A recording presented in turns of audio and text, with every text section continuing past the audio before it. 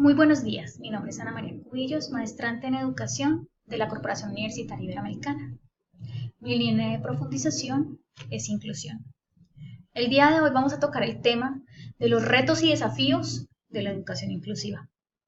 Para dar inicio, vamos a tomar una frase célebre de Carmen Alba Pastor. La educación inclusiva no solo hace referencia a la atención de los estudiantes con discapacidad.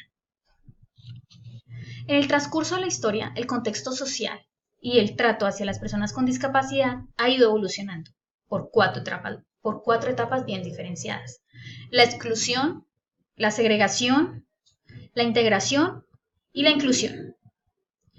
Antes del siglo XVIII, más o menos en el año 1600, vemos cómo la Santa Inquisición empieza con el infanticidio.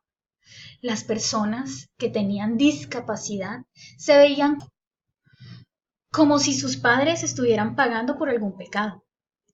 Cerca al 1640 seguimos con la etapa de reclusión. Esta etapa es cuando las personas con discapacidad eran escondidas dentro de sus casas y nadie podía verlas. En este momento, en el departamento del Huila, todavía en el municipio de Yaguará, las personas utilizan espere un momento que voy a esconder el perro. Lo que quiere decir es que va a esconder a la persona con discapacidad. Cerca de 1740, vemos en la época del Renacimiento, nace la educación especial. En 1810, Gallaudet crea la escuela para sordos. En 1825 se da la creación del braille. Y así hasta el día de hoy hemos tenido bastantes avances. Pero todos estos avances tienen unos retos y unos desafíos. Ahora vamos a hablar de ellos. Del primer desafío que vamos a hablar es la actitud. La inclusión se debe entender como un proceso articulado que incluye un engranaje social, familiar y educativo de los actores y cuidadores del sujeto en mención, propiamente atendiendo a la diversidad.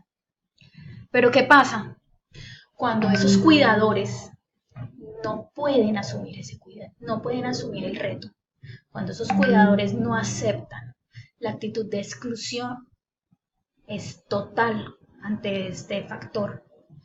La actitud de que el diferente o el niño tonto, como muchas veces le dicen, genera cierta apatía.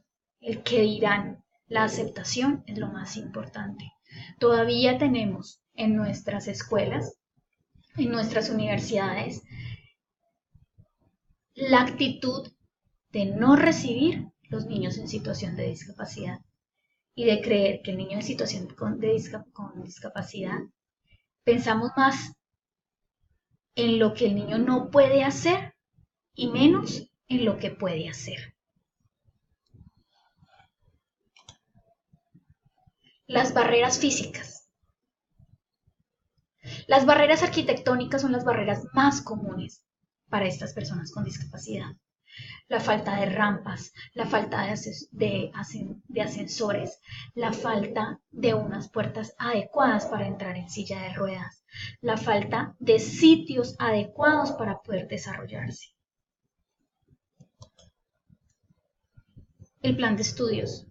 Cuando el plan de estudios es más flexible, cuando es basado en un diseño universal del aprendizaje, cuando se tiene una adecuación de la forma de evaluación, es más fácil la inclusión. Se debe realizar una adecuación propia para la persona en situación de discapacidad. El diseño universal del aprendizaje no debe ser solamente para unos cuantos, debe ser para todos. El docente. El docente debe de estar capacitado para poder manejar a una persona en situación de discapacidad o un alumno con discapacidad. Debe de asumir ese reto, no solamente para el alumno con situación de discapacidad con discapacidad, sino también para el alumno con necesidades excepcionales, con talentos excepcionales. La desigualdad y la financiación. Es muy común que haya desigualdad en cuanto a los estratos socioeconómicos, las garantías de seguridad social, las garantías en salud, la parte de la infraestructura es diferente en cada uno de los estratos. Todos los niños no tienen derecho a lo mismo. Unos niños que pueden tener más cosas y mejores que otros. Por lo tanto, la desigualdad es una de las barreras o uno de los retos y desafíos de la educación inclusiva. La financiación. Deben establecerse políticas firmes y que puedan transmitirse de gobierno a gobierno para financiar este proceso de educación inclusiva. No solamente con material, no solamente con capacidad de infraestructura y adecuación de las instituciones educativas, sino también con la parte del material adecuado para estas personas. Además, creando proyectos con los docentes para poder realizar diferentes formas de capacitación al docente. Como conclusión y como reflexión. La educación inclusiva es un proceso que involucra a toda la comunidad educativa, pero enfatiza la atención en colectivos en riesgos de marginalización, como alumnos con capacidades especiales, en situación de pobreza o con diferencias étnicas o culturales. En este marco se deben crear, utilizar flexiblemente todas las herramientas o estrategias necesarias, así como eliminar todo tipo de barreras para asegurar las mismas posibilidades de aprendizaje y éxito escolar a todos los alumnos. Ahora, compañeros, es momento de que nos pongamos la camiseta y hagamos de esta sociedad una sociedad incluyente. Muchas gracias.